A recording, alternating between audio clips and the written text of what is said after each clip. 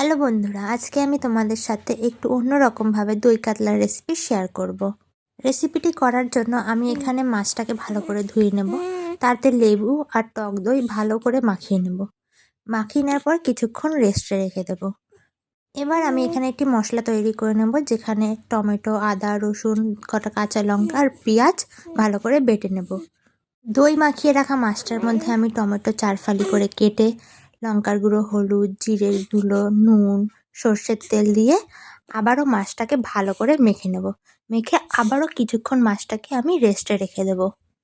এবার কড়াইতে একটু সাদা তেল এবং একটু সর্ষের তেল ভালো করে গরম করে তাতে একটা কাঁচা লঙ্কা ও গোটা গরম মশলা ছেড়ে দেব।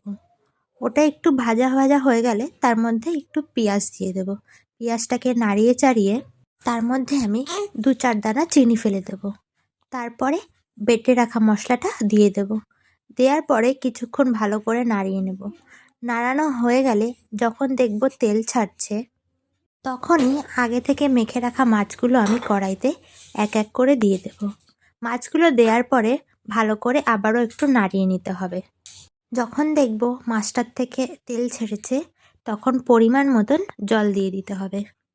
জল দিয়ে আবারও তরকারিটিকে ভালো করে নাড়িয়ে নিতে হবে।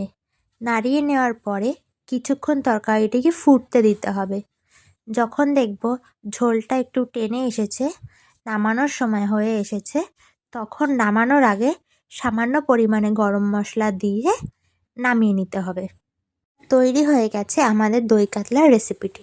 তোমাদেরও যদি রেসিপিটি ভালো লেগে থাকে, তবে তোমরাও বাড়িতে একবার অবশ্যই রেসিপিটি ট্রাই করে দেখতে পারো। খেতে খুবই টেস্টি হয়। ভালো লেগে থাকলে চ্যানেলটিকে অবশ্যই সাবস্ক্রাইব করে দিও।